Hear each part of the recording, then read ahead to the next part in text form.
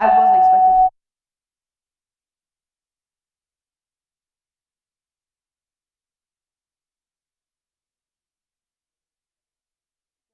Better?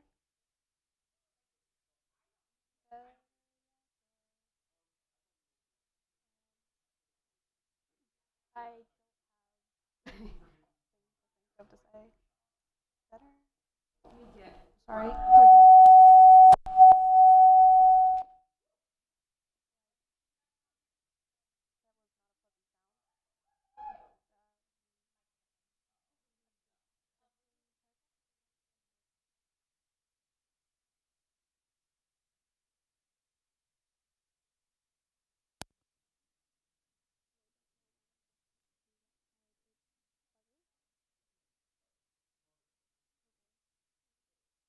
Pardon. Okay.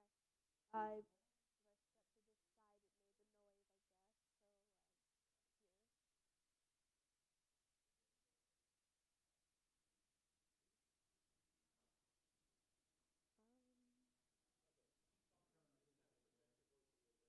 okay. That's better.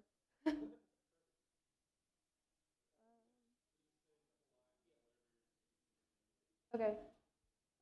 My name is Katie Faust, and Tell Me is my education-inspired co-op about education and students mainly.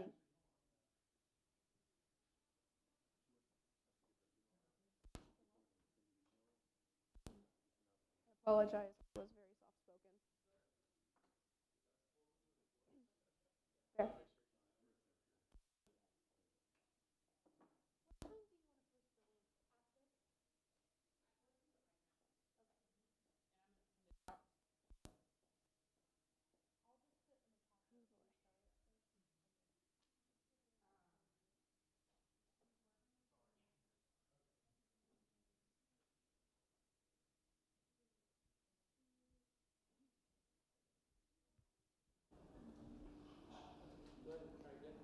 One bottle pop, two bottle pop, three bottle pop, four.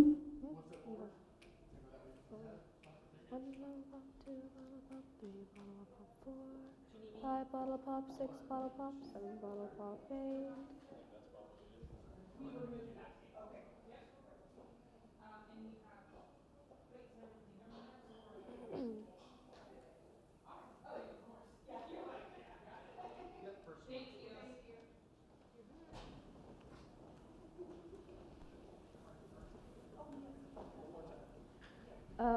This better. Oh, too loud. Okay. About here. Okay. What? Sorry. That does not sound pleasant. This.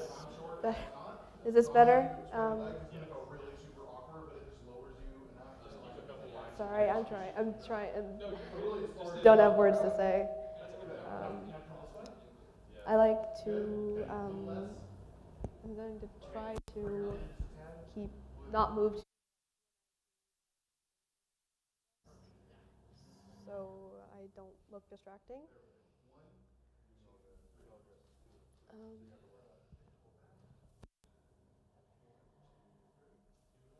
one, two, three.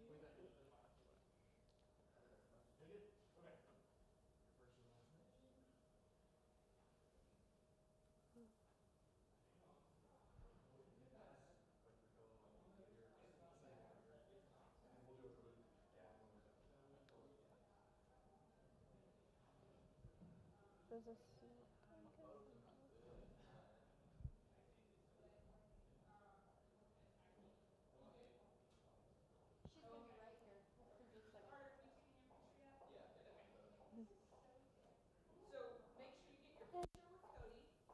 All right.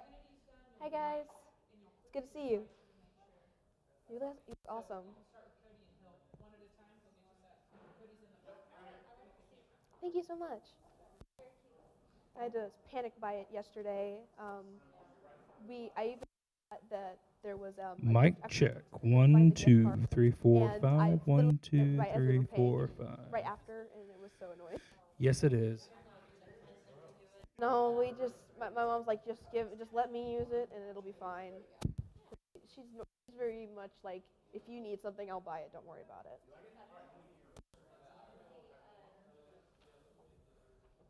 You look awesome. Thank you. I had to rush here from school. Literally, like, bing, bing, bing.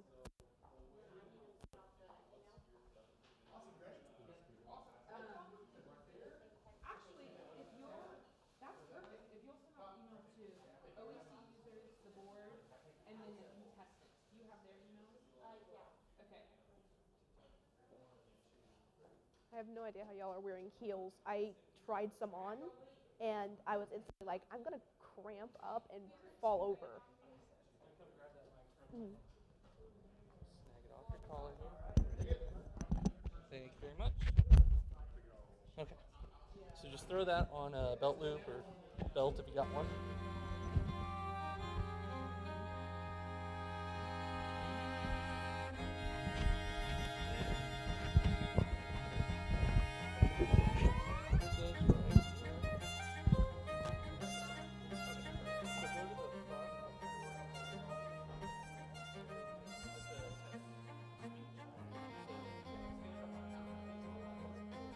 This one?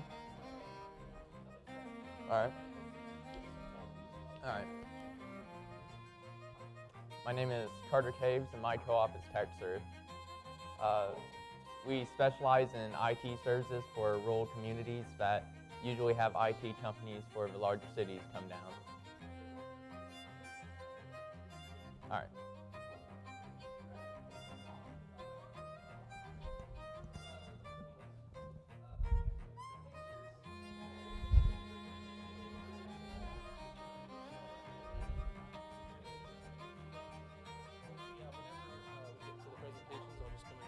All right.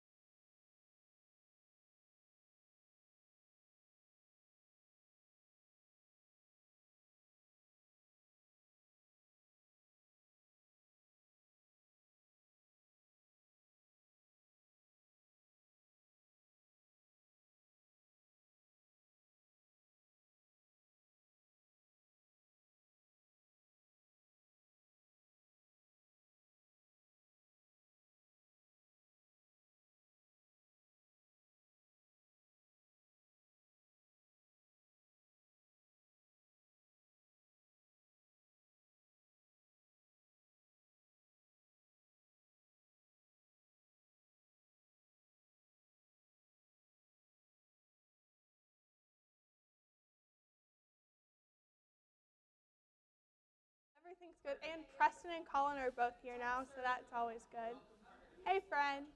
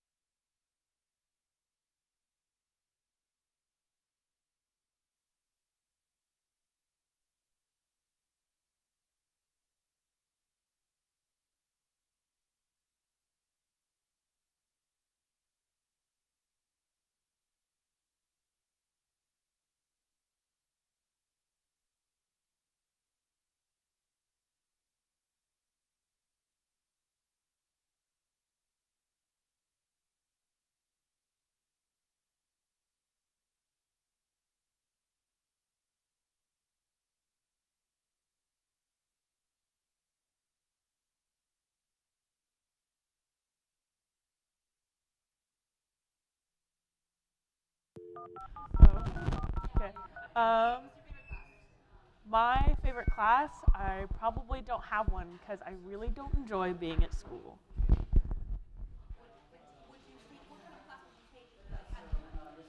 If I had what? Oh, if I had the money, I would probably take like an astrophysics class because things like that really interest me.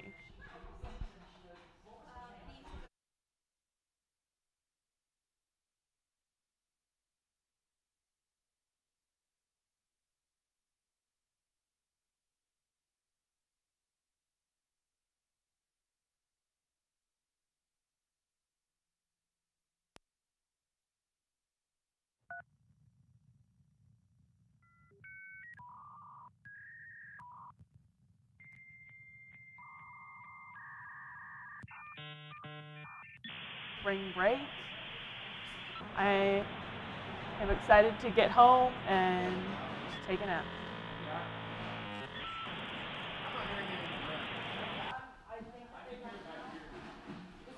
Hello, my name is Anna Lindstrom. Today is Thursday. I am excited to go home because it's almost spring break and I am very tired.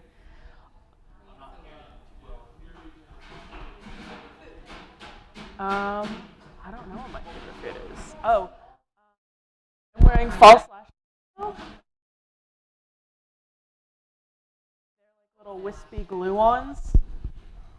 And I'm just gonna keep talking until they say that everything is cool. My favorite what? Okay, I'm just gonna start saying things. My favorite color is dark green. I'm actually going prom dress shopping on Saturday. And I'm gonna try to find a green prom dress.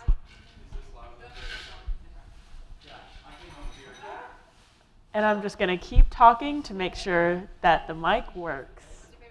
My favorite, okay, cool. We're good? Cool.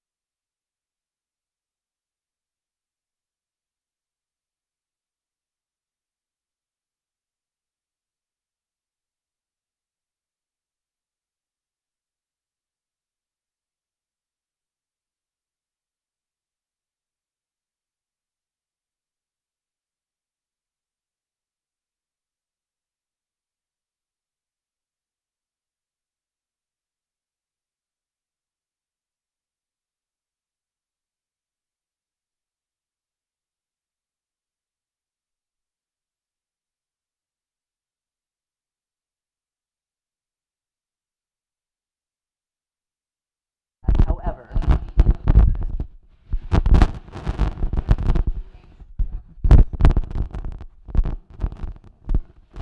I can see if I can like, fit it to my tie. It is really.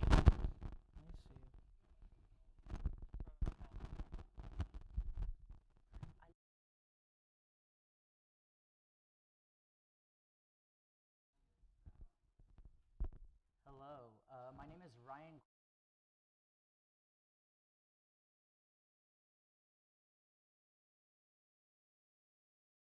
Grade, and I do not regret a thing.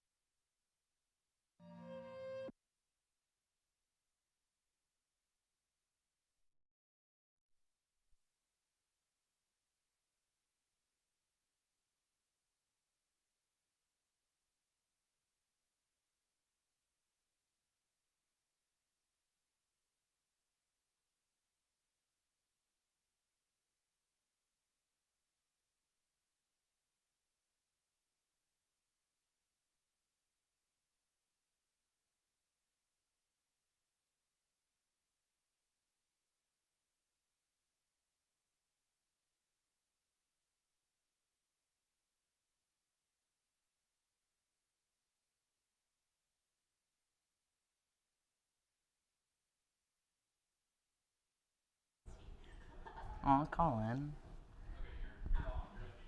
All right. Hey, y'all. Hey, Colin, did I ever tell you the story of how Preston brought a ghost into my house?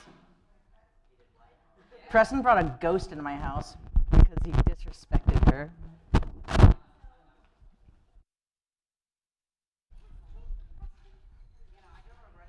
You brought a ghost into my house. She gave us coffee, though, so like. Well, she has tormented my life because I think about her regularly. Okay.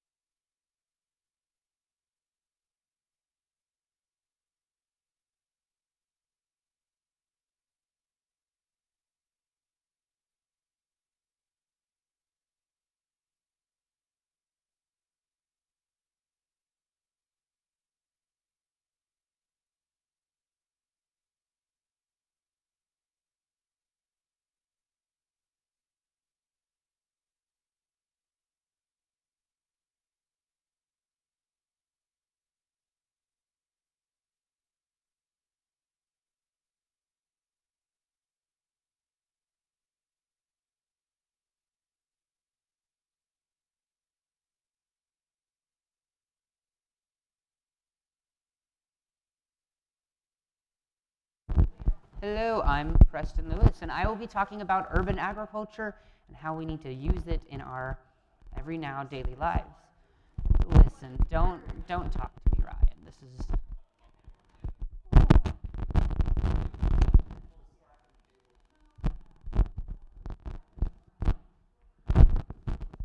I probably should not have my arms up because I will not be talking with my left arm up.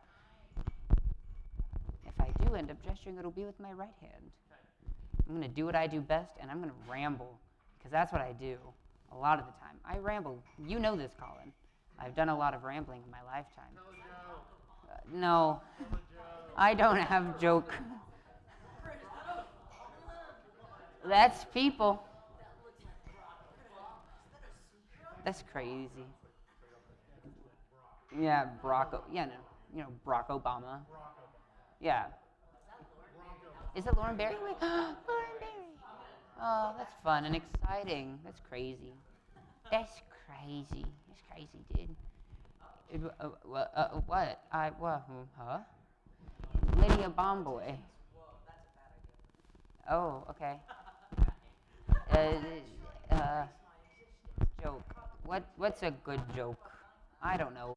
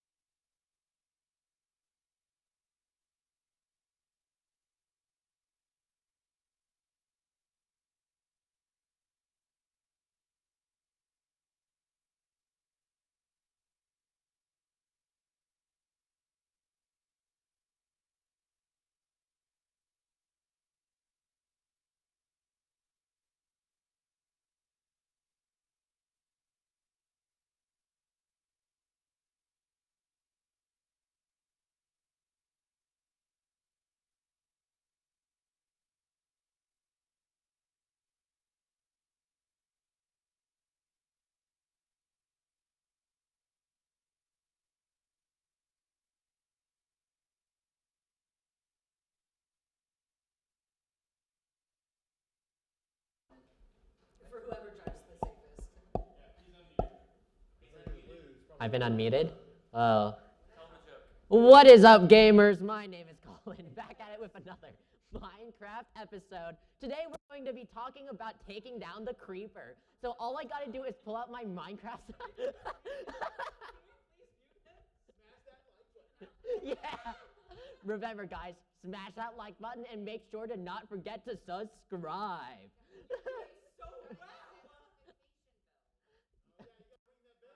Oh yeah. Ding.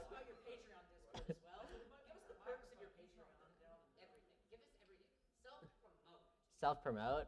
I don't. I just happen to be a natural. I've seen so many YouTube videos. It's built into the mindset. Well, what else do I talk about? That was my only joke. I don't know anything. Well, you gotta keep going now. You like jazz? What is your favorite color and why? My favorite color is, I don't know, what's some non-basic color? Forest green. I just really love forest green. It really speaks to my soul. I don't know. You're just moving on, right? Yeah? My chickens. Look, you see, so I happen to have some chickens, and you know, I'm using them for research purposes. And by research purposes, I mean, no, that'd be ruining, that'd be spoiling the surprise. I can't do that. Bok bok. Yeah, I'd be schmoovin', so to speak, vibing. I'm swifty.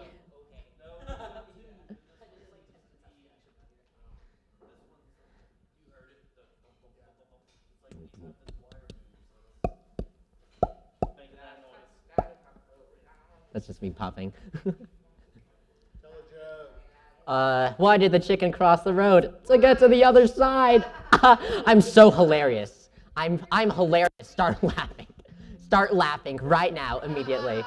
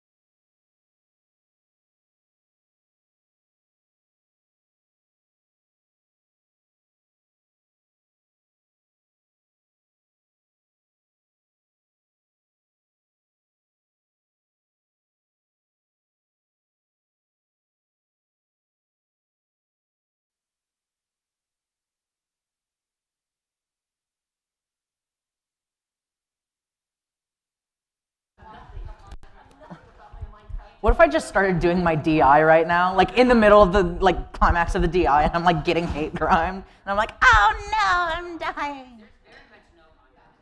No. Mikey, is that better? Okay. Just go like test 1, 2, 3, 4, 5. All right. Test, test, test, test, test. I think that It's one's not better. making noise. That one's better. All right, you're good. Thank you. Yeah.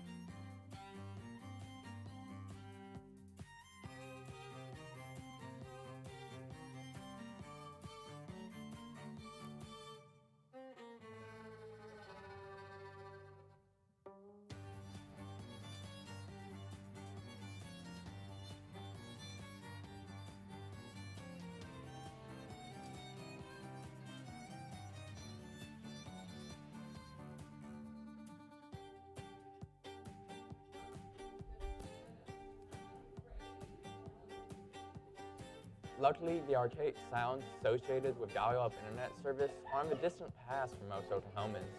Most Oklahoma homes are filled with technology and tech-savvy individuals.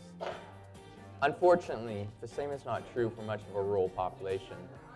The average age of rural Americans is 73.3 years old, and most Oklahomans over.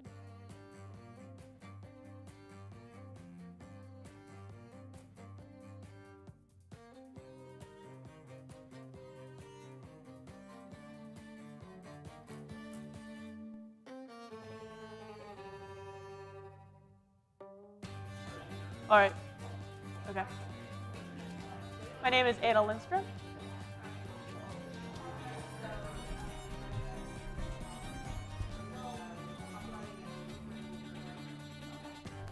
Okay.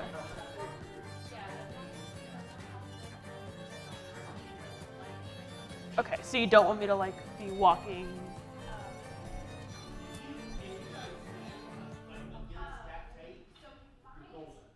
Okay. Just stay behind the line, and then when you're swinging, don't stay out of the light so it doesn't shine on your face.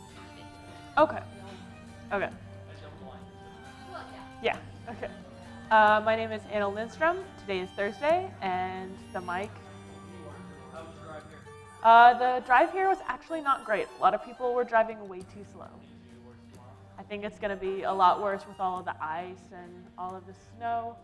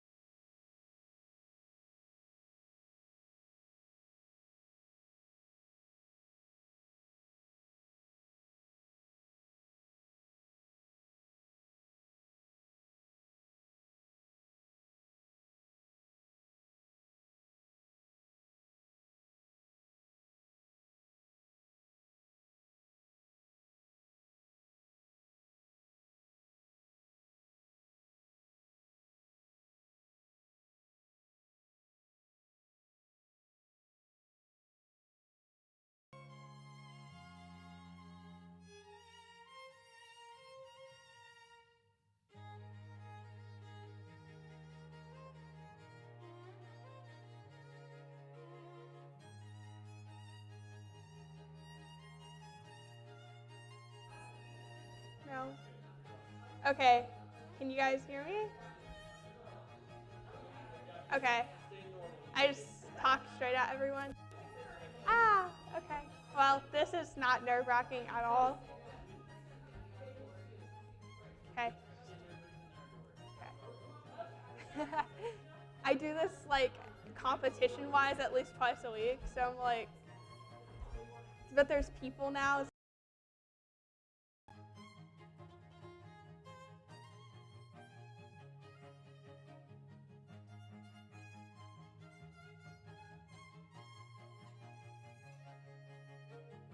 I will keep on, ooh, there it is. I'll just keep on rambling and rambling until I need to not test this mic because I'm good at rambling. I hope you know that. No, I can talk really loud. This is relatively calm for me. I could be really loud if I really wanted to, you see. Works for me. I can just talk right here. And talk right here in my lovely little like customer service speaker voice. I don't know what it is.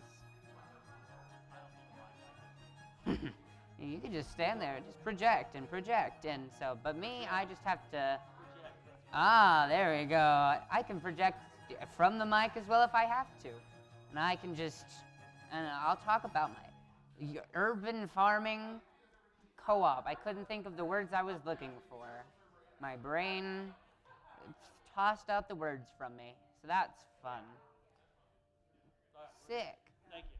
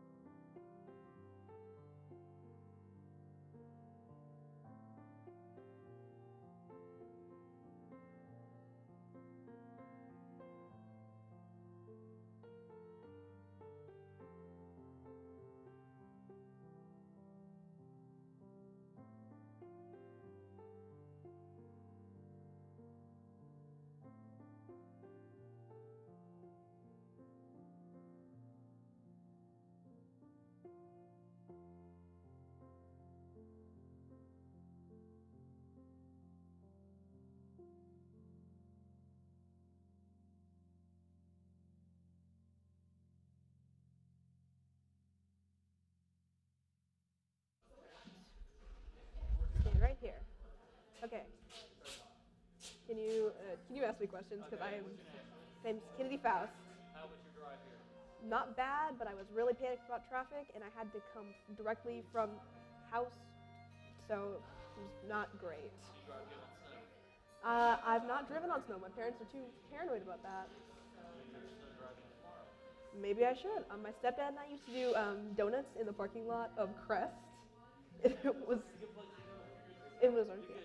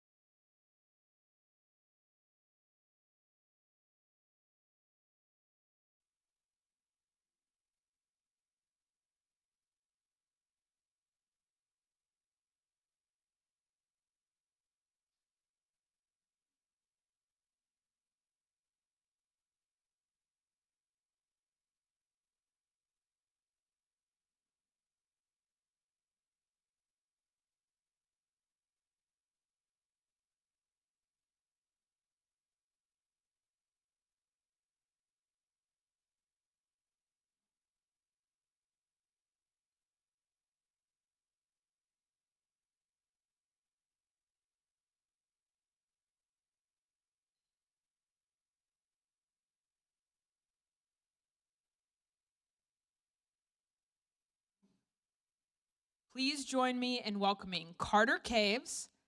His topic is TechServe. Carter Caves. Hello, my name is Carter Caves. My co-op name is TechServe.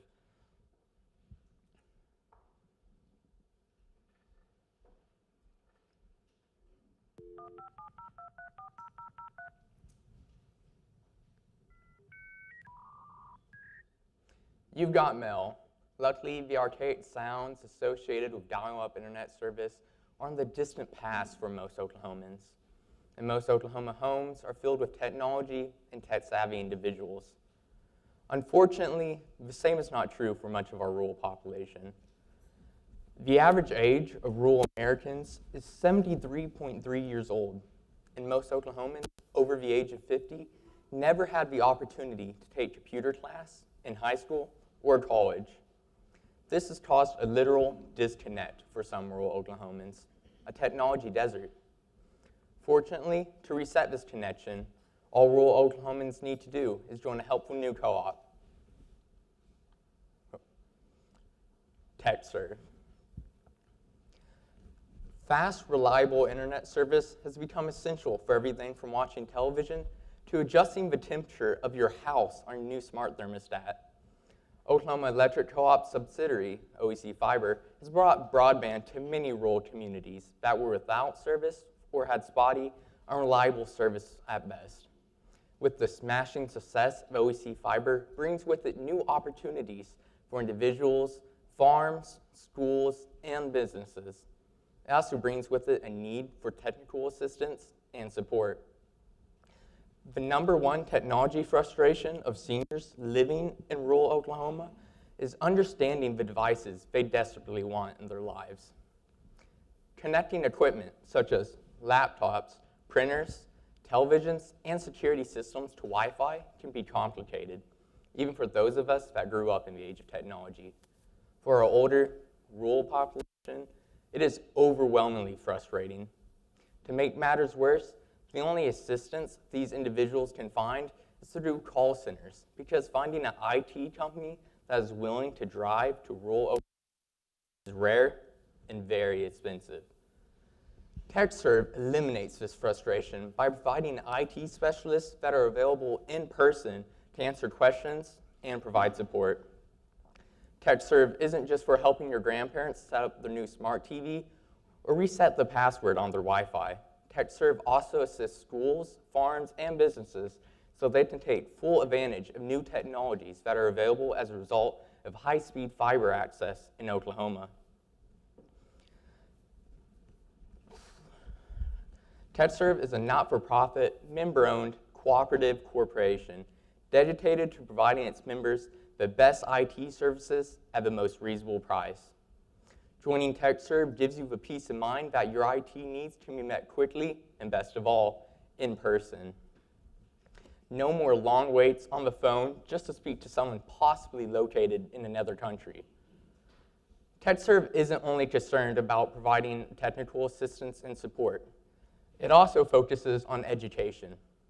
Each week, cooperative members are invited to join a free educational class on technology topics they suggest, such as tablets, home networking, and even software such as Excel. Want a Wi-Fi enabled security system but unsure about your options or how to install it? Come join our class at the local community center and find your answers. TechServe keeps its member fees low by eliminating overhead expenses such as an office building, additional office staff, property insurance, maintenance, and utilities associated with traditional IT companies. TechServe is made up of technical service professionals in the fields of information technology and cybersecurity. Our cooperative is made up of IT professionals from rural Oklahoma that previously had to commute to the city to find work in their field. TechServe provides IT professionals a way to continue doing the work they love in the community they call home. Our recent studies found that 62% of rural Americans who purchase or receive a device say they need someone to help them set it up or explain how to use it. TechServe is working to eliminate that statistic and satisfy its members' unmet IT needs. Like many of you, I live in a rural area, and I've watched family and friends in my community struggle with finding technology support that wasn't an overseas call center. Now, there is an alternative to those long, frustrating phone calls. Join TechServe today.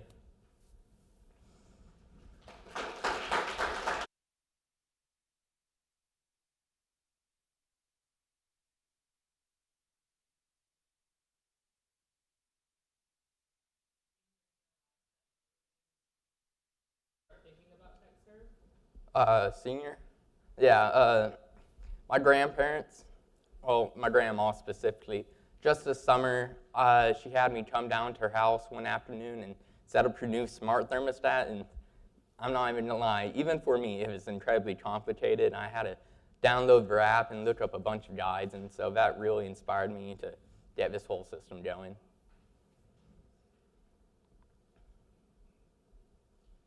Where did you get your 62%? What study was that from, and when was it done? The study was done in 2017, and it was reported by CNN, I'm pretty sure. I'm going to expand upon that question. When you mentioned how you're going to eliminate, having IT assistance, what's your plan of how you're going to go about doing that? So our membership will be a $19.95 per month membership, and it will provide members a free phone call or even a free visit from one of our IT specialists in their area. And how many visits a month would that entail? Just one? Yes, they get one phone call or visit per month, but any additional phone call will be $35 per call, or any additional visit will be $35 per hour.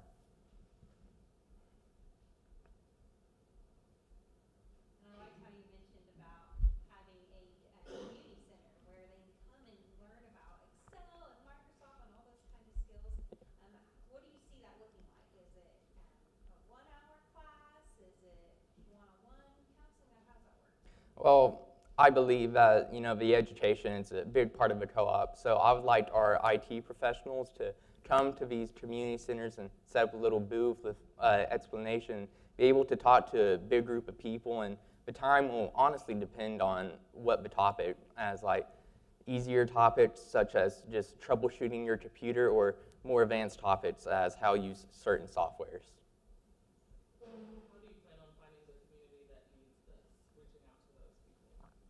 Well, our main way of getting to these communities will be word of mouth, but we also want to send representatives to every local community center and really figure out what their struggles are, or even send representatives to schools.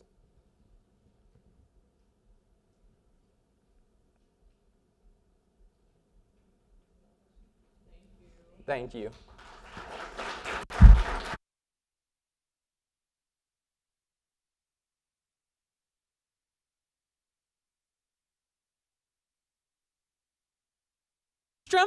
Addressing homelessness in Oklahoma. Please welcome Anna Lindstrom.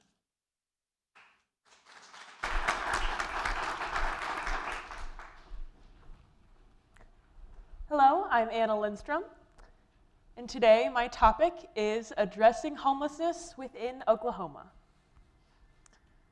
So in my cooperative, I focus on identifying and finding a solution to the homelessness crisis within OKC. And it's actually a pretty big problem, because almost 4,000 adults and 26,000 children face homelessness in the OKC area alone. According to the National Alliance to End Homelessness, from 2019 to 2020, the homelessness population within the United States, especially during the pandemic, increased by almost 15%. Not only is this having a detrimental effect across the nation, but especially within my hometown of OKC. The more we drive around town, the more we see people having to rely on shopping carts, overpasses, and parking lots as a means to survive. And especially when we just got out of the ice-pocalypse, where it was freezing and the roads were barely accessible. Imagine if we didn't have a warm place to stay, and instead we had to rely on an overpass. And this is a reality for thousands of Americans. So through my cooperative, we're finding a solution to this. And one of the many reasons why it's needed is because homelessness is driven by a lack of things like affordable housing, mental illness services, and substance abuse care. And like pretty much every single part of the nation, it's been spurred further by the COVID-19 pandemic, especially when people are losing their jobs or losing wages. Even if they can't afford or access these specific types of care, then this only means that the amount of homelessness within OKC continues to grow. And in fact, in a rural state like Oklahoma, many people don't have geographical access to these very services. Because if you live in somewhere like Ardmore, like my grandma, not only are you miles away from a decent place to eat, but you're also miles away from a hospital or from the very services that could prevent you from being spurred into homelessness. And especially during the pandemic, for people, they have to choose whether they want to spend money on rent or food. So they can't exactly take the time to take off of work to be able to access these services. And as a result, if someone is facing some sort of mental illness or they have a substance abuse, then they can't access the necessities given, whether it's a geographical problem, a monetary problem, or they can't simply take the time off of work. And the main organizations that try to help with this, like Oklahoma Community Action, the Affordable Housing Providers of Oklahoma, and the Central Oklahoma Habitat for Humanity, are just a few of the groups that try to help with the homelessness crisis. But especially during the pandemic, when again, people are having to choose whether they want to spend their money on food or rent, they can't exactly give to these nonprofit organizations. And as a result, many are even facing closure because they don't have the necessary funds. Below are just a few examples of OKC's crisis to demonstrate the fact that homelessness isn't some big problem that we'll probably never have to see the result of. It's happening in our city every single day, and people have to rely on shopping carts, bikes, and even tents as a means to survive.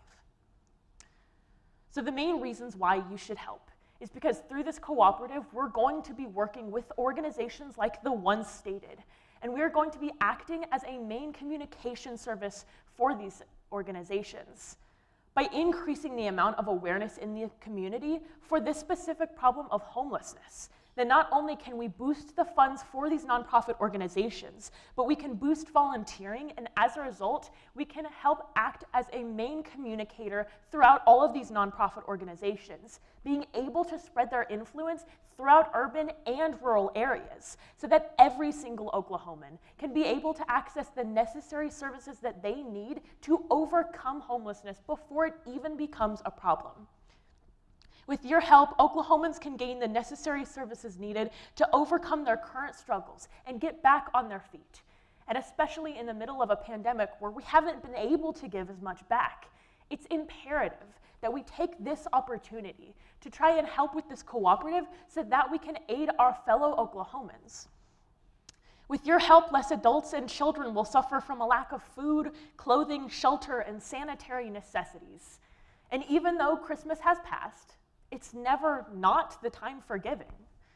We can aid the very nonprofit organizations that are working to help those facing homelessness by sustaining itself by being a communication for all of these services, and by increasing the amount of funding and volunteering throughout all of Oklahoma. We can help to end the homelessness crisis within OKC, to prevent it from further growing. And finally, with your help, we can help our fellow Oklahomans and make a better, brighter future for all of Oklahoma. Thank you.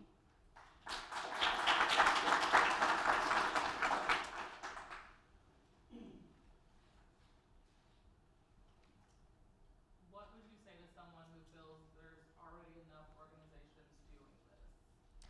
Well, I totally agree that there are organizations that are doing this, but often they aren't communicating well enough to be able to help everyone that's needed. Or in a rural community, they can't necessarily access those organizations. So through my cooperations, we're helping all of those organizations work together and spreading their influence throughout the state and in OKC.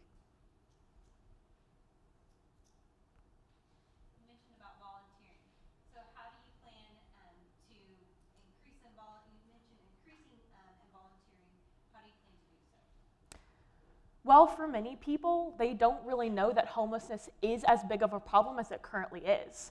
I personally didn't until I started researching about it myself. I didn't realize that there were over 26,000 children in OKC that are facing homelessness. So the more we spread awareness throughout the community, and the more we tell people that through this cooperation, we're helping everyone throughout the state, then it's a driving factor to help people realize that this is a problem, and that just by volunteering a few minutes of their time or a few hours, that they can help to end this crisis. How do you plan to get your cooperative started? So mainly I plan to get it started by spreading awareness throughout social media and on social platforms, but also by communicating with these agencies and trying to communicate with them all and let them know of the cooperation's intentions, and trying to get to as many nonprofit organizations as we can so that we can all communicate with one another.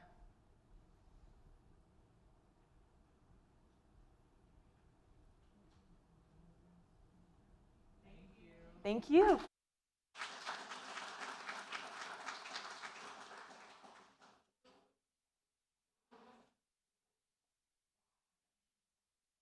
Our next contestant is Brianna Leemaster, hopeful for more hospitals. Brianna Leemaster. Okay. So my cooperative is hopeful for more hospitals because people are hopeful for a solution within the rural community with lack of access to health care through hospitals. Now, everyone needs access to medicine. Shocker, right? We can't all rely on homeopathic solutions like crystals and essential oils like my aunt. Some of us have to go to hospitals. But unfortunately, in rural communities, the nearest hospital is 23.3 miles away, meaning if you have a dire emergency, you won't have access to care. 181 hospitals within Oklahoma in rural communities have closed within the past year, and 52 more are set to close. In doing so, over 660,000 people are left without access to health care. And these rural communities are important, not only for people to get access to health care, but also for job opportunities. Now, my cooperative will provide a solution to the issue. Right now, through my cooperative, we will provide a board of trustees for governance and management. In doing so, all of the hospitals in rural communities would come together and be governed by a board of directors. With that, they would share costs for emergency services, for ambulances, and other management jobs located within rural hospitals. Doing so, the cost would be divided, and there would be a fund balance created, which would take the net cost in money made from all of the hospitals and divide it equally. Doing so, it provides an incentive for these hospitals to continue to function at peak capacity, and it allows people access to healthcare. But also, all hospitals would be making the same amount of money, meaning they will all equally be benefited. And finally, the hospital cooperatives can share performances that normal hospitals would do, such as management, hiring electrical engineers, and other advisor jobs. Doing so, they would divide this up, and all of the hospitals would pay for the cost, so one hospital doesn't have to pay more. My cooperative would also provide job opportunities because we're in the midst of a pandemic, and unfortunately, people have been left without jobs. But if you're like me and the blood stuff just isn't for you, you don't have to be a doctor. You can get a position anywhere within the hospital. In 2016, a rural hospital in Oklahoma with 26 to 50 beds, they hired 127 people. In doing so, if we put more rural hospitals in rural communities, more people would have access to jobs, and employment rates would go up. Now, we would hire people in a couple ways. First, with local disability and needs for adult centers within communities, they would provide these adults with disabilities access to jobs such as janitorial staff or train them in management positions, helping the disabilities in adult centers a place to provide jobs to the people there. And second, my hospital cooperative would work very closely with tech schools like Moore Norman. In doing so, it would provide on-the-spot training but also getting rid of the costs that hospitals would have to pay for nurses and other administrative staff. Instead, that job would be picked up by students who are earning an education and also having access to hands-on learning. Now, my cooperative would not only benefit hospitals in the financial market, but the community job sector as well. First, within community. Quality rural health services, including taxes or other healthcare services, are much needed positions in the community, and members could fulfill this. With opening up a rural hospital, we also have to open up other positions. People who work in the healthcare industry, people who work in the insurance industry. So my rural hospital cooperative would help those people, providing them an access to jobs. And that brings me to jobs. On average, the healthcare sector in rural communities constitute 14% of employment within these communities. In providing more rural hospitals, we increase the amount of jobs that are available. And finally, through financial flow, rural hospitals allowed for $1.8 million to be given back to the community, not only through local services, but also through volunteering and other aspects that they provide. And in jobs, these rural hospitals developing in rural communities would provide more people access to care and give back to the communities that are giving so much for these hospitals. And finally, lives. More rural hospitals could save 37 lives a day. Instead of having to travel 23.3 miles to access to care, you wouldn't have to travel that far. This would cut travel times in half. Not only that, if you have a dire emergency and you need access to care, you would die before you get it. But with opening more rural hospitals in these local communities, you could break a leg anytime you wanted. And the impacts: more jobs in the community, more funding to local rural communities, and finally, building up better insurance and healthcare for those who are in dire need. So, my hospital cooperative would solve the solution we see right now all across Oklahoma, with rural hospitals closing down and 52 more shut to close. It's time we find a solution, and that's through helpful hospitals.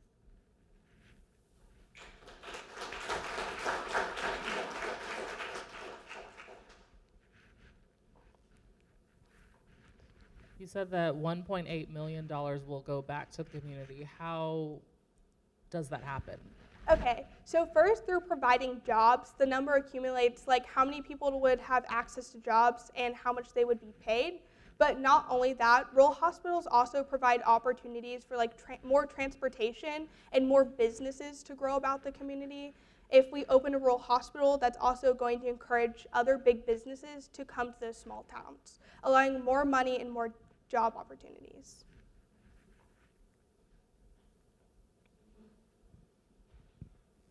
How will you decide where to build or put these hospitals at? Will you be building them from the ground up, or will you be renovating other buildings, or?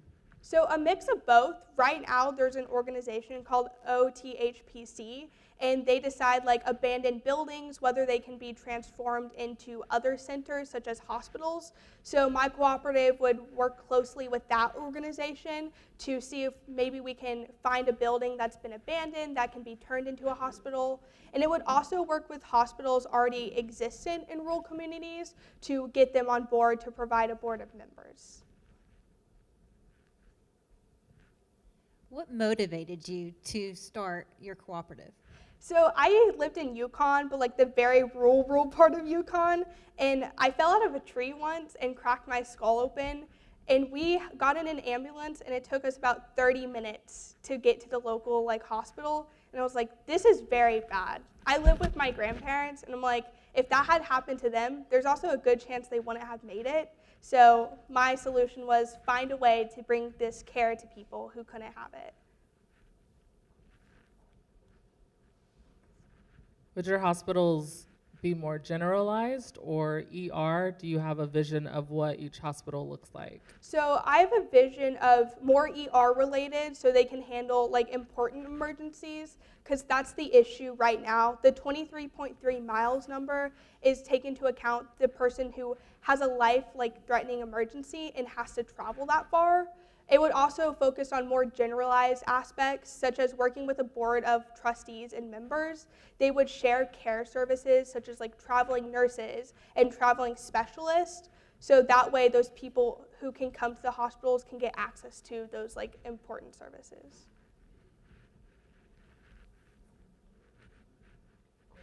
Thank you.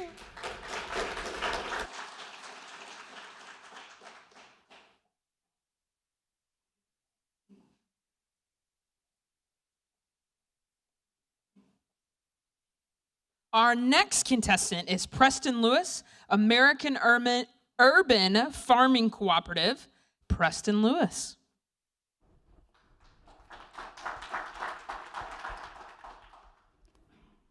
Like she said, I'm Preston Lewis, and I am helping with the American Urban Farming Cooperative. Now, I just wanted to start by providing some definitions. First off, what is a cooperative?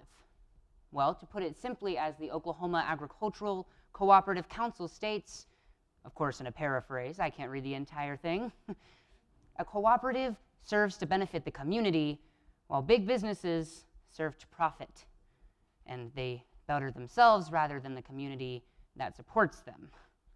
And as the medium explains urban farming as simply growing plants and raising them in more urban areas and more in metropolitan areas. And if you want to know what they do, well, Commonwealth Urban Farms explains it. They give many examples, of course, but some of the ones that I found interesting were that they can just grow vegetables and flowers, and that they can just cut them up, give it to the local restaurants or any places that might need them. So now that we've described some of the concepts, why would this matter anyway? Well, that's where the issue is. See, we don't have a lot of green space anymore, as urbanization has come to take that away. We want to see who can build the tallest skyscraper or the largest amusement park. But with that, we lose the green space that can help with anxiety or rehabilitation, or even simply recreation. Also, processed foods, we've probably heard a lot about that, but it can contribute directly to statistics relating to American obesity, or it can just physically harm each and every one of us the more processed foods that we might consume. The Future Farmers of America, I'm sure we've all heard of it, but it's not in every school like you might think. For example, my school, an urban school, Westmore High School, we don't have the FFA, or if we do, it's not well advertised. So, but another thing is the knowledge of where our food might come from. I can go to the store, pick up an orange, and tell you that what the brand is. I couldn't tell you where they farmed it. And that's part of the issue as well. And of course, one of the largest problems is that we can support these big businesses, but we're not supporting the local communities, which, as we've seen in recent years, is really important, especially in these days. So what might be the solution? Well, with this cooperative, we can improve on the green space as we continue to farm in these more urban environments. We can help with this rehabilitation or with anxiety.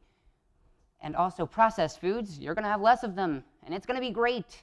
It's going to affect positively on this American obesity statistic. It's going to be great. Future Farmers of America, if they are more involved, it helps teenagers in high schools or even in junior highs. It helps us understand where food comes from, how it grows, and even animals, which we might seem to know, but I don't think we actually know. Knowledge, we get to know where our food comes from, because the people that run these cooperatives would know exactly where they get their foods from. The corporate chains, we don't need to support them. With this cooperative, we go directly to these local businesses and these local communities, and we support them rather than supporting Crest or Winco or Walmart. Now, the community. What can we do and what do we get back? Simply, we need to give the space that they need for farming and for marketing, which doesn't seem like a lot, but it might seem like a very big amount whenever you actually consider it. We also need to provide the support for the local businesses that are going to be a part of said cooperative. What we give is no match for what we receive. We receive all this green space. As Modern Farmer's article explains, a former alcoholic found solace in a farm, and the next day he was excited just to find some baby chicks. And education? There are a lot of opportunities there, let me tell you. The adults, we can go there and we can learn how we can start our own little farm, or even just grow flowers if we wanted to. And then the teenagers, as I said before, the FFA is not as actively involved as I've once thought it was. But we can put that back into our education and we can learn properly the ins and outs of farming. There's going to be less processed foods and job opportunities galore. As also stated by the Commonwealth Urban Farms, they provide a lot of opportunities for men, women, and people of all ages. So I have a reference. I had the fortunate opportunity of talking to someone who actually runs a cooperative here in Oklahoma, in Edmond, the Conscious Community Co-op. And of course, the head was Jennifer Webster. I asked her a few questions, and these were some of her responses. To her, urban farming is the epitome of using what you have in order to grow what you can, which gives directly back to the community. I asked her how large her farm was, and she said it was 6 acres. Quite a bit, probably more than you might think. So I asked her about some positive and negative impacts. Some positive impacts on the community: it allows even the most poor to benefit, as they can be more self-sufficient. But some of the negative aspects, not many people want to do that work or find the space to farm. And she agrees that every single high school and public school should have some form of education in the form of FFA or otherwise. So I think it's time that we bring back the FFA, dim down on the processed foods, and support local businesses with this cooperative, with the American Urban Farming Cooperative.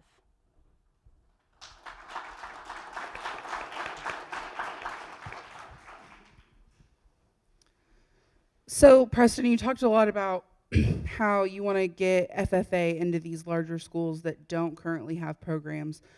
But as we all probably know in the room, FFA isn't just about farming. So what other aspects of FFA will add to your cooperative? The Future Farmers of America, like you said, is not just about farming. It's also about the ins and outs of the community that might go into it, and it also does help the community in many aspects, as I've so heard. Unfortunately, I've not been able to experience that, as it's not a part of my school, unfortunately. Now, I think it can better support the community in the sense of, if we actually have the FFA, we can actually properly learn not just farming, but also how we can make every space greener, or how we can just improve our community environmentally. I know you got to talk to Jennifer Webster, and I assume you maybe saw her farm. Where do you visualize these green spaces to be? Where would you like to see them? From where I've seen, I've only been to so many parts of Oklahoma, of course, but I've seen a lot of urban spaces, but I've also seen a lot of just plots of land waiting to be sold, and I really think that we can use those plots of land anywhere, honestly, as long as we can get the right resources in order to fuel all of the farms. Preston, you mentioned about local businesses. So how do you plan to provide support to those local businesses? I think by offering them this opportunity to be part of this cooperative, people can go directly up to these vendors of these very local businesses, and you can easily support them, whether that's by just buying something from them or giving them resources, what they need, donating, or anything like that. I genuinely think that being a part of this cooperative not only gets their name out there marketing-wise, but it can also just help them get themselves on their feet, and also provide more opportunities for people outside of that. When you start this, where would you like to see the food being sold first? What avenue would you like to send it? I think an interesting place that I would like to see it be sold is some of the more like modern places, such as like maybe downtown Oklahoma City, or again, honestly, anywhere, because I think we all want food, so I think it'd be helpful anywhere. But I think it'd be really interesting to see it in places like in Scissortail Park, where they also have their own little kind of co-op situation there, almost like a little marketplace kind of situation. I think it'd be really interesting to see it in some of the more urban places. And that's where I would like to see it, as I do see a lot of the urban places rather than some of the more rural parts.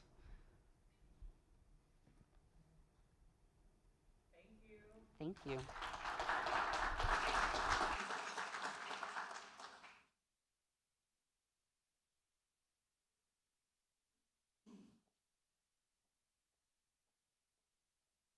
And now we have Colin Wynn, One Click Away Cooperative. Colin Wynn.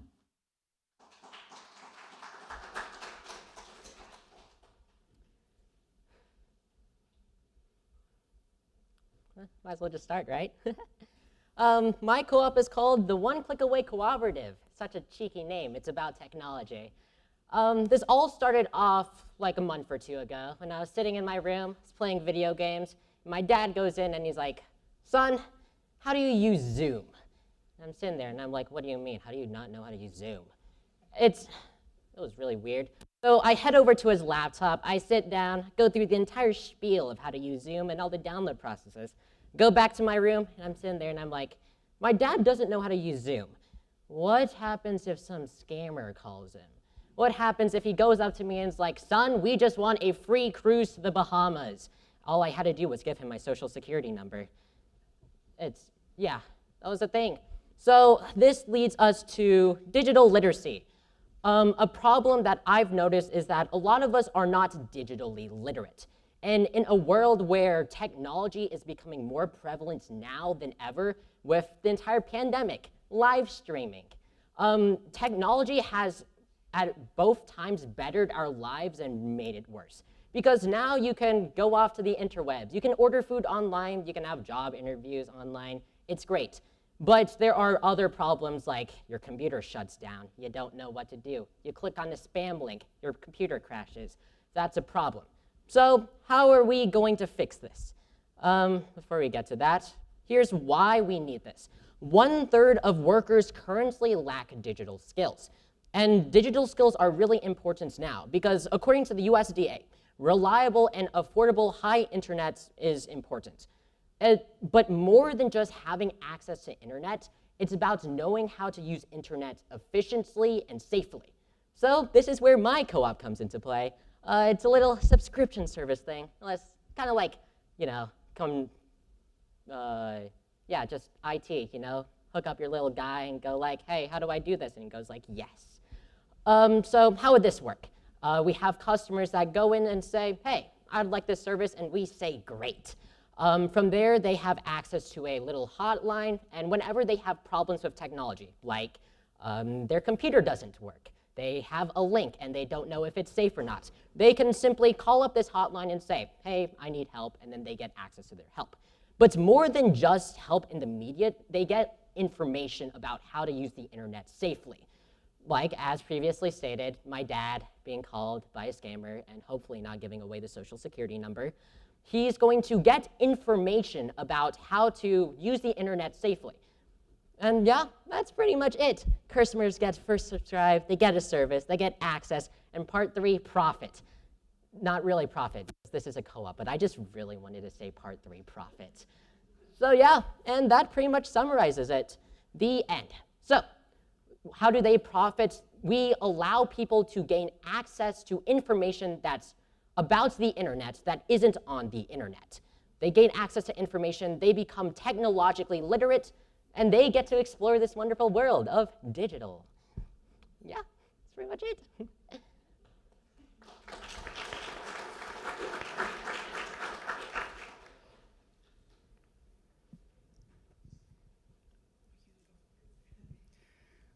What are the top 3 things that you think the average technology, or just, like I'm sitting in my office at work, what do you think the top 3 things that I'm seeing on my computer that I'm missing that could be like malicious or something like that?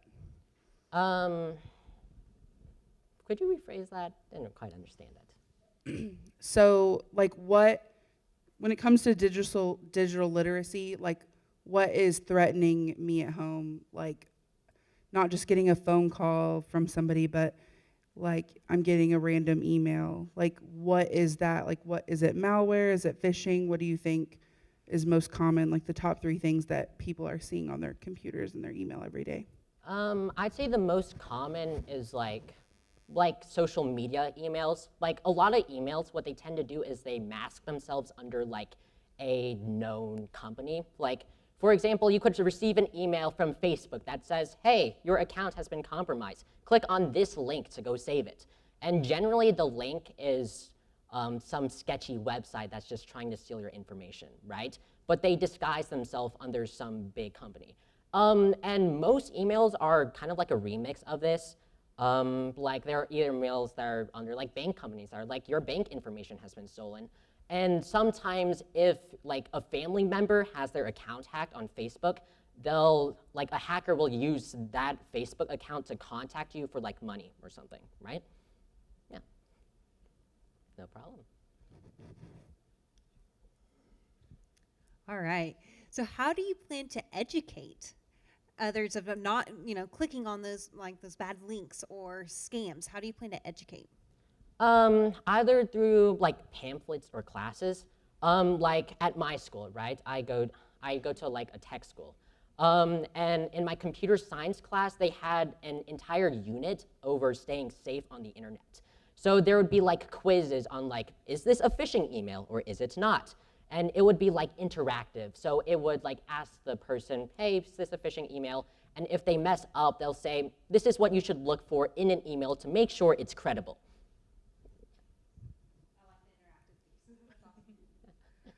I know you talked about digital literacy, however, you touched on phone calls and how those can scam people as well. How do you plan on incorporating that, and what are things you would say to people to listen to on a phone call to not be scammed? Like things to listen for, it's make sure it's like credible, right? If a lot of times, if it's a scam call, they're interacting with you, right? So they will call your phone number and say, hey, your account has been compromised, right? If it's an actual bank account or something, they wouldn't directly call you or anything. They would probably send you an email, right? And then you would be able to check whether that email is credible or not. And you would direct you to the official website. But any information that is conveyed on phone call is generally not reliable.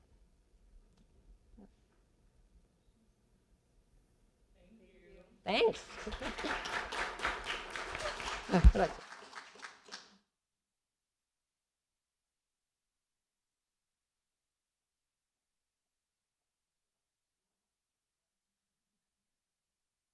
Lucas Coates, Oklahoma Connected Cooperative. Lucas Coates. Hi. Like it says, my name is Lucas Coates. Quality home internet, or the lack thereof, continues to be an issue for many Oklahomans in rural areas. The Federal Communication Commission says there are still millions of Americans without access to stable home internet at threshold speeds. In rural areas, nearly a fourth of the population is without access to this service, and in tribal areas, nearly a third of the population goes without. I myself have felt the impact of living in an area with severely limited options for internet service providers.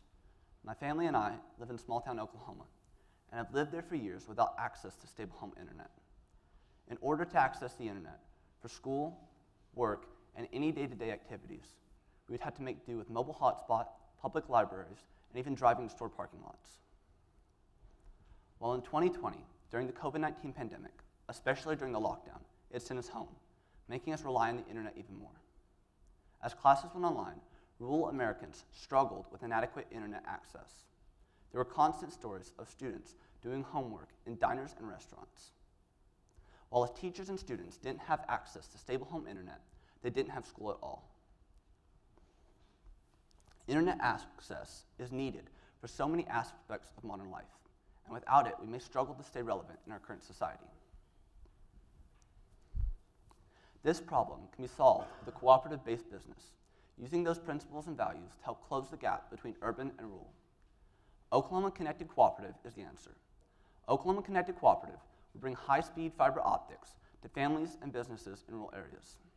When an individual is unable to solve a problem alone, a community can solve it together using a cooperative. While cooperatives have been around for many years to solve issues like the lack of food, general goods, and to bring electricity to individuals, now cooperatives can help provide with access to internet.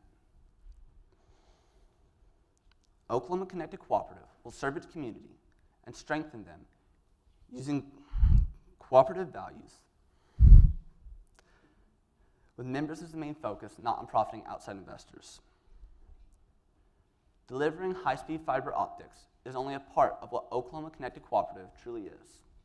Oklahoma Connected Cooperative endeavors to create a long-term societal benefits to the areas we serve by making access to internet equitable and improving the economic benefit for people to serve and contribute to their communities. Strengthening our communities and fellow Oklahomans is one of our top priorities. While cooperative development in rural areas is necessary to support those who have not yet been reached by larger companies. Oklahoma Connected Cooperative would begin by exploring individual communities' wants and needs. We would reach our subscribers by basic marketing techniques, public information meetings, social media, and word-of-mouth referrals. We would then be able to create buy-ins with those interested in our service, as well as partner with home developers in the area. While government loans and subsidies, as well as membership dues, will fund this endeavor, excess profits will be given back to the members. Through government programs from the USDA, like the Reconnect program, there are billions of dollars available to cooperatives for broadband service in rural areas that provide funds for construction, improvements, or acquisition of facilities needed for this service in rural areas. To reduce our startup cost, Oklahoma Connected Cooperative would begin by partnering with electric companies in the area. Using these partnerships to attach our lines to their poles, we can reach homes and businesses easier. Our installation teams, service crews, and management will be individuals who share the same core belief as our cooperative. As the company grows, ultimately so will our range, bringing this needed service to many. I believe that this cooperative will solve one of the most persistent issues in communities today, being the lack of connection.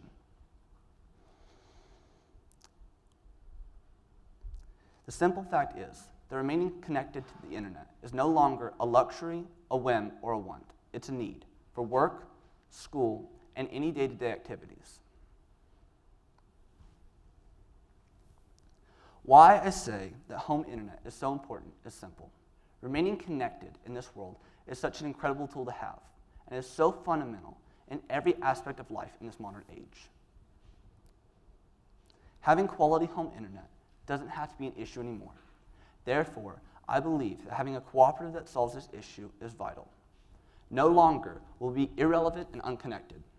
Oklahoma Connected Cooperative will bring high-speed fiber optics to families and businesses in rural areas and bring them what they've been missing, connection. I'm so happy that I got to come here today and tell you about my ideal. Thank you so much for your time. I'm so happy to be here, and now I'd be happy to answer any of your questions.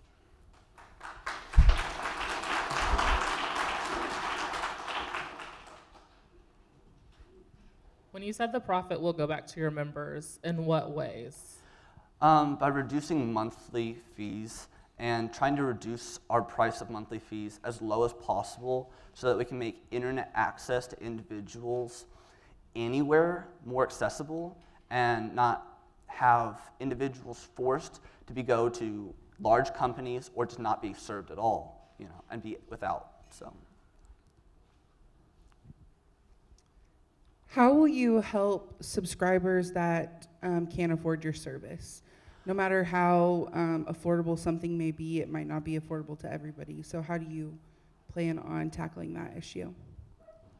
I believe that partly reducing our costs as far as we can, and then for the subscribers that still couldn't be able to afford that, I would hope that we'd be able to create some sort of program to serve these individuals through possibly charity or through possibly just outreach programs. What motivated you to start your cooperative? As I said in my speech, I've lived in Tuttle for 14 years, And most of the time we've been there, we haven't had access to internet. And the very few years that we did, it was just terrible. I couldn't get any schoolwork done. And I don't think that anybody, especially in today's age, doing college courses or high school or any level of school, not to mention remaining connected to work and family members who don't live close, it's just so important to be connected to them. And, you know, without it, like, you're just in the dark.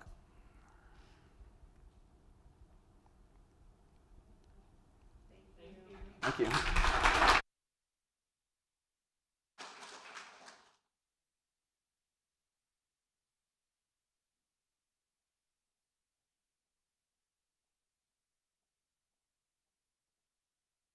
Now we have Kennedy Faust. Tell me, Kennedy Faust. Thank you. Hi, my name is Kennedy Faust, if you haven't already heard, and Tell Me is my education-inspired co-op. As a student, I've seen the many flaws in the school system and how they impact students. Not a day goes by that I don't see someone berating a teacher or getting berated by their parents for not trying hard enough, or cheating, or just blowing up assignments in general. And it's really disheartening, especially after COVID, when the frustration just spiked. I seek to rectify that and bring back a love of learning, and especially for neurodivergent kids, who I've been friends with quite often. The way Tell Me works is it breaks down concepts by lessons. So units like science, math, and English, takes individual lessons in those and explains them in multiple ways. That way a user can find the way that works best for them. I did this a lot as a kid because I understood most of the lessons we were taught, and my friends would be like, well, I don't understand this. Can you please give it to me this way? And I was like, okay, we'll find the way that works for you. And it worked. And I want that for everyone. I want that to be accessible. And it breaks it down into you collect the methods from probably teachers and educators, and they compile them into a digital or physical workbook. Then those are sorted into sections by types of learning: your visual, tactile, and auditory. According to the National Center for Education Statistics, we are ranked 42nd in Oklahoma's in the country for education, which, considering I've been to school, it wouldn't surprise me. 237 students to one teacher, and they are still not paid enough. If I can help even one person with Tell Me, it'll be enough. We are severely behind the national average as well. These main members for Tell Me would be teachers, obviously, because they're the ones who are so swamped. So we take it, probably purchase it in a physical workbook they can place in their classroom. That way a student can easily have it. Then they can find the way that works for them in class. Families, because we all remember when COVID hit and everyone had to scramble to teach their children math. And I remember all the memes from that as well. So if parents want to continue to be engaged in their children's education, they can now. They can also find a way that they can teach their own children. Students, obviously, because who else is, they're the main people learning right now. Not always, but some people in their later years pick up something. Libraries, because I want it to be accessible so people can find it at their local library if they don't have internet access or if they don't have the money for Tell Me. And DHS and foster care kids, because those are the ones who are bouncing around all the time and they don't maybe have the time to sit down and learn a lesson that they may have heard 12 times or they may have heard 0 times. Any money made from Tell Me, from their purchases, goes right into its growth, so expansion of lessons or improvement of them, maybe adding more subjects like Spanish, like I mentioned earlier, and arts. I'd like to include as much as I can that anyone can find their way in something they care about. And it also goes towards its promotion, so more people can have access and more people can know about it. Any questions?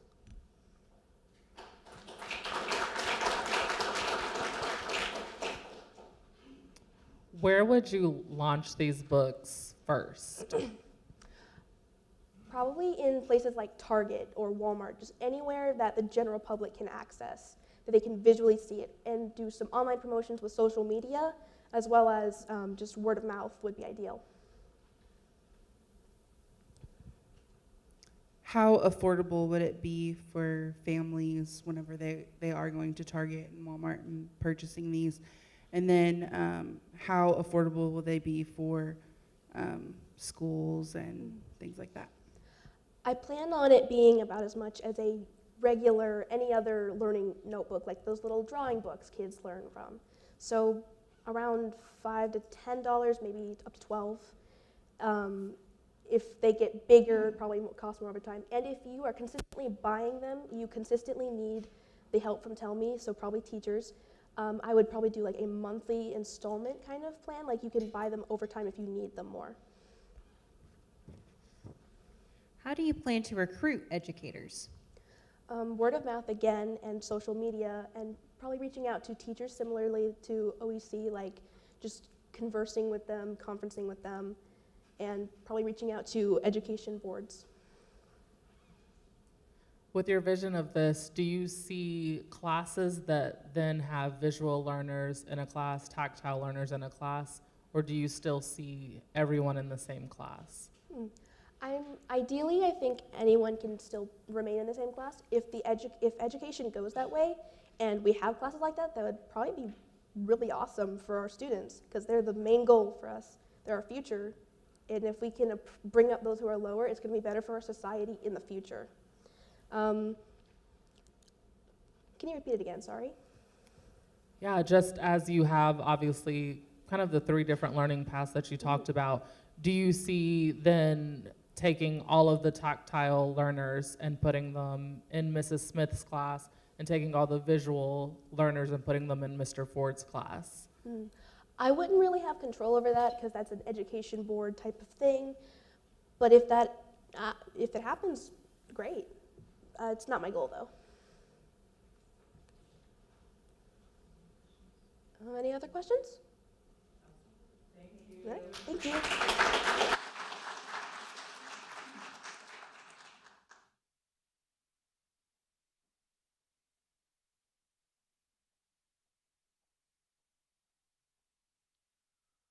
Ryan Szymanski, helping with hygiene. Ryan Szymanski. Hello. So first, I'd like to say thank you for coming today, and thank you to my parents for coming and supporting me. My co-op is about improper hygiene and better sex education in schools. So, number one, if I could tell you all the things that I learned in my elementary education, including hygiene and sex ed, I could tell you maybe 3 things, and at least 2 of them would be wrong. And that's a big, big issue, mainly because this information is not only minimal, but it is also often outdated, and we don't really have a whole lot of sources that we can give to students. And I bring this up because my high school, Westmore, in one of the buildings actually has these buckets where we have things like toothpaste, deodorant, toothbrushes, sanitary products, and at least 3 times a week out of the 5 school days, all of these buckets have to be refilled. Of course, you can say, oh, but maybe someone takes a lot. But even then, when we stock hundreds of products into these buckets, and in a day they're gone, I feel like that's something that should be talked about a whole lot more than it actually is. So, like I said, this is a massive problem, including more people than you would expect, including people who you work with, who you've known all your lives, that maybe you don't know these things about them. Now, you see, one of the issues with this education is that a lot of things are treated as taboo. Things like puberty, where we're kind of iffy on like, oh yeah, you're gonna need deodorant, but we don't exactly explain why or how much. We don't explain how you should be showering or taking care of yourself. And I feel like this is greatly exemplified by the pandemic. In fact, I had never actually been told to wash my hands for 20 seconds with warm water for it to be effective until COVID-19 hit. And I only learned that from the news, from social media. Schools don't tell children this, and of course it feels like something that should be common sense information that everyone should know about. But really, it's not. Once again, with the pandemic, when people were saying, I didn't realize that only washing your hands with a certain type of soap or only doing this would really make it effective. So, this also leads to children being embarrassed, because we don't like to admit that we don't know something. I mean, let me tell you, if I had to come out here and tell all of you that I didn't know how to wash my hands, I'd be pretty embarrassed. Luckily, I didn't have to do that. So, when I say that I have a limited knowledge and that many, many others do, I don't just mean people in schools. I mean everywhere. But it starts with the schools. So, my co-op is a proposition. Schools and other educational facilities like Vista or EPIC charter schools would come together and send out resource packets, sort of having like seminars that maybe the teachers or nurses could go to, learning how to properly teach hygiene in schools and how to answer questions that a lot of people may be embarrassed by, including questions about menstrual cycles and things like how to shower and how to wash your hands.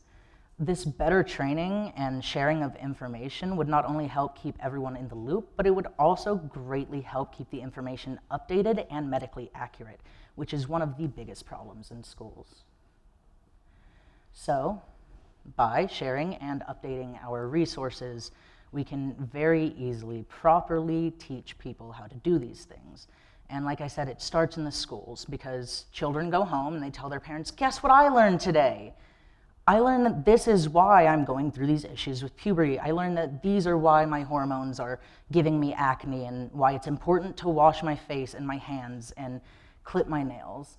And when they tell their parents this, and their parents sometimes will be like, oh, I didn't know that, and other times will be like, yeah, that's common information. Well, not always did the parents actually know that. So I think that by creating this safe environment for children to learn and spread it to other children and their parents, and by keeping everyone in the loop and learning how to properly answer questions, how to keep people in a safe environment when answering these questions, and how to give these updated informations, make sure that everything is medically accurate, we can really, really improve the situation. So, how do we do this? Well, like I said, just coming together, having a conversation, talking to people about things that you needed to learn when you were in school but didn't. And just by donating this time and helping compile resources and doing a couple of minutes of Googling, it's very, very easy to accomplish these goals.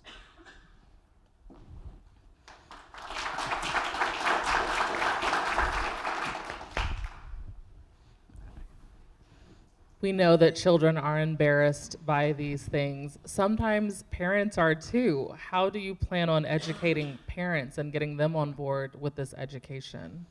So very similar to like parent-teacher conferences or to even Zoom calls and things, because like I said, children can go home and tell their parents. I know that I've told my parents plenty of things when I've learned them at school. But if they have questions, by giving extra resources, sending home like packets or pamphlets, like printout papers, that would have places where you can go to see these informations or people who you could call. Will this be free to schools, or will you charge them? How do you see that working? So there would probably be a one-time entry fee kind of thing, and then as schools add more and more information, the entry fee would likely stay the same. So there would be a couple of people investing at first, and then as time goes on and the resources become bigger and bigger, it would be easier to keep costs down. You mentioned about making it a safe environment for those conversations. How do you plan to go about doing that?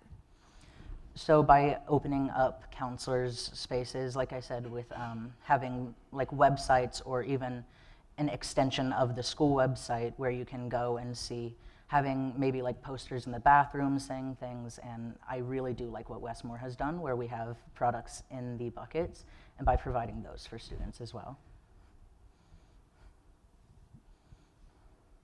I have small children, so I'm kind of there, but not there yet. We've had some interesting questions. However, how do you plan on possibly educating some of the people that do the educating? Do you plan on having like parameters, a guidebook for those nurses, for those counselors? Do you foresee doing any of that extra education for them? Yes, so there would probably be things like training sessions that they could go to, or like PowerPoints that they could look at. And then they would get like these packets as well with the resources and with kind of some bullet points to hit on that would explain what they should be talking about. Thank you very much.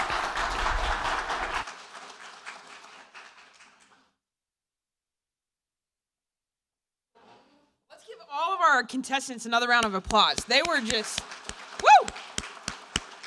They did an awesome, awesome job. I swear that they get better and better every single year. No offense to the millions of people watching this worldwide if you're a former youth tour participant. First I want to dismiss the judges to the deliberation room. Jo Marie, will you take them to the boardroom, please? Our official Vanna White over here. And if you'll, Jo Marie, send the contestants back in after the judges are there so they don't hear you talking about them. I want to make sure that the flowers on the tables are for you guys. So your students, if you have a student at your table, gets first dibs. If there's not a student at your table, you arm wrestle to see who wins, and whoever is the strongest gets to take the flowers. We are going to take, I'm actually really excited to watch how this plays out. It is 7:52. We are going to take a 10-minute break for the judges to deliberate, for a bathroom break, and then please come back here. So be back in here by 8:02. Thank you, guys.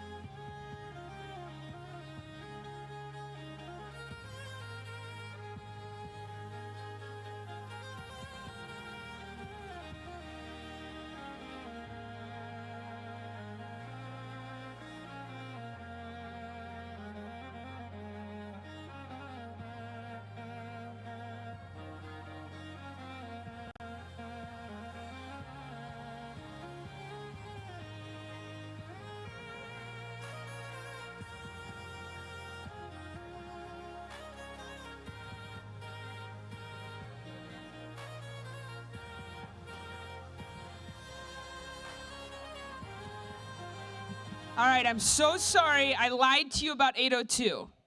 It's the same numbers. They're just in a different order. It's 820 instead of 802. So I was right on the 3 numbers. If you guys want to go ahead and have a seat, we can announce welcome back, distinguished judges. Thank you for the deliberation. You can tell by the amount of time it took, this was a very tough decision, a very close call, because all of our presenters tonight were just absolutely incredible. So let's give them all one more round of applause. We are going to announce our 4 youth tour recipients, and you will come up here and shake Patrick's hand because he wanted to be on the World Wide Webs again. And this is the real prize, yeah. And Cody will take a picture, so this is gonna be the backdrop. Let me get out of the way. Am I out of the way? Okay, great. So that is our backdrop. And I will announce the 4 youth tour winners, and then everybody please stay. So all of our RILA recipients, we also have a certificate for you, and we want to get some pictures of you with the sponsors for RILA, which are Bob and Ellen Usry. So make sure that everybody stays and gets a picture. Our first youth tour winner, Colin Wynn.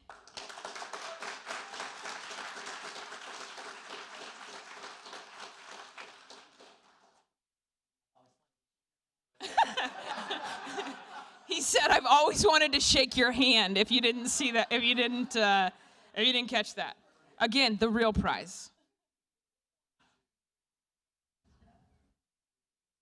Our second winner, and this is in no particular order, Carter Caves.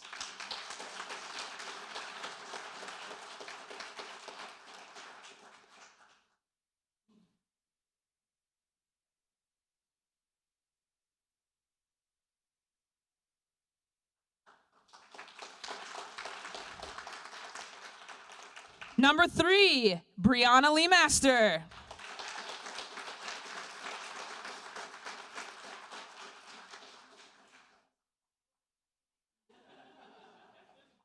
And I want to reiterate that while there's only one more name for Youth Tour, everybody here is just a remarkable winner. I could not have been more impressed today, and you will all, even if you're not going to Youth Tour, benefit from the leadership experience that you will have this summer.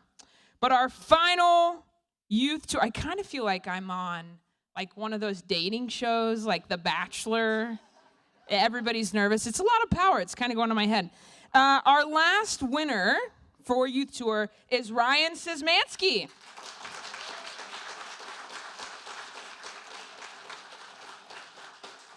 Congratulations again to all of our contestants. I ask that you come up here and get your certificate. All the students, please come up.